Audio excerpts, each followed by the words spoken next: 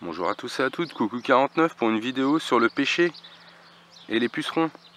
Donc j'en avais fait déjà une vidéo, en fait les pucerons étaient arrivés au mois de février.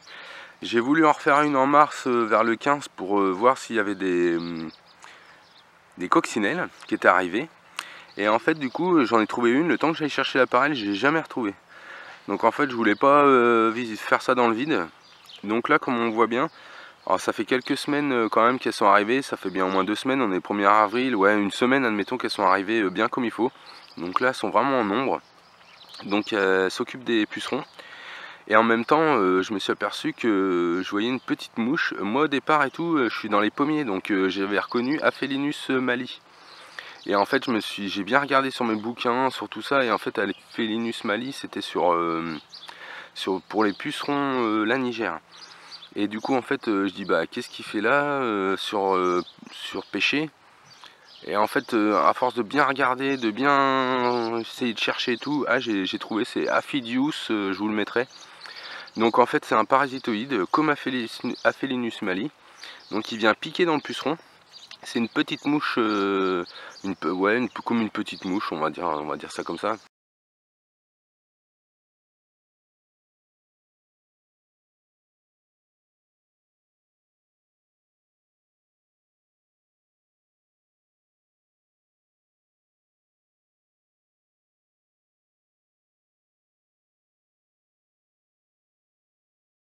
De 2 mm à peu près, qui vient avec derrière qui a un petit dard à l'arrière, et en fait il vient pondre dans le puceron ses œufs, et en fait les œufs vont manger l'intérieur du puceron et ressortir. Et en fait on voit le puceron, il est blanc, il est un peu momifié, donc je sais pas si je vais en trouver encore et tout parce qu'elle a parasité, mais je pense que je ferai peut-être une photo un petit peu plus tard quand vraiment on pourra vraiment voir le parasitoïde. Donc super important. Donc en fait j'ai trouvé ça par hasard. En fait ils utilisent ça beaucoup dans les auxiliaires pour les pêcher et tout, mais beaucoup en Hollande ils l'ont introduit. Et en fait il est naturellement présent chez nous maintenant. Ça vient de Chine, il a suivi le pêcher en fait, en gros c'est ça. Donc la nature, c'est là qu'on voit que c'est super bien fait en fait. Dès que vous allez avoir une invasion de quelque chose, obligatoirement derrière il y a un prédateur. C'est obligé, quelqu'un se nourrit, c'est tout le temps comme ça. Hein. C'est tellement bien fait qu'en fait nous on essaye d'utiliser d'utiliser des produits, des trucs comme ça, mais moi je veux pas du tout traiter, et en fait à force de... Ah, il y en a une là, une coccinelle. À force vraiment en fait de ne pas traiter, et ben naturellement il va y avoir quoi? Des prédateurs qui vont arriver. Donc là c'est super, pour moi c'est super intéressant, parce qu'un parasitoïde, moi je m'étais arrêté sur Aphelinus mali, et en fait du coup non, en fait il y en a beaucoup plus qu'on croit, et c'est super, c'est bien parce que en fait ça va réguler, moi ça va me réguler mes pucerons.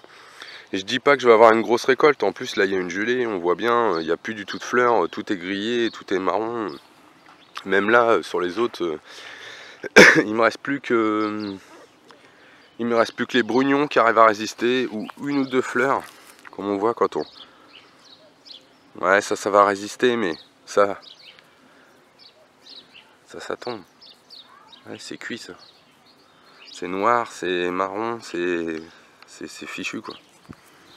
Donc c'est vrai que c'est pas facile, mais enfin bon, c'est la nature, hein. Je vais pas me lever la nuit pour essayer de chauffer avec des bougies ou je sais pas quoi, ou c'est pas grave, hein. Cette année on en aura moins et puis c'est tout, hein. On verra bien. Donc ouais, le parasitoïde là, Aphidius, là, c'est vraiment, j'étais étonné. Moi je m'étais arrêté aux coccinelles et tout pour le puceron, pour le pêcher quoi, surtout le puceron du pêcher. Après dans les pommes et tout, on en a vraiment d'autres parasitoïdes. On utilise aussi des virus en fait, qu'on met sur les par exemple les carpos, la carpovirusine en fait.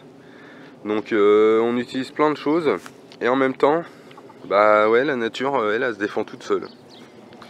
Donc c'était un petit point sur les pêchers. Bon bah là en fait comme on le voit, bah ils sont vraiment ils ont beaucoup de pucerons. On va se décaler, on va aller sur un autre où j'ai pas forcé en azote comme ma première vidéo, je l'explique bien. Et en fait là du coup Là, comme vous pouvez le voir, il n'y a pas de puceron. Par contre, le diamètre du brin est beaucoup plus gros et moins allongé. Là, il y en a un ou deux quand même. Il y en a un ou deux petits là. Je les vois. Mais en fait, le brin est complètement différent. Quand vous allez allonger votre brin sur pêcher et tout, forcer avec de l'azote et tout ça, le brin il va vraiment être long. Et en fait, là, il va être tendre. Et bah, tout le monde est content. Hein. Tout le monde mange. Hein. Comme là, hein, vous voyez la différence avec le brin qui est ici. Il y a un brin qui a poussé tout ça. Là, lui, il est vachement fin. Mais qu'est-ce qu'il y a?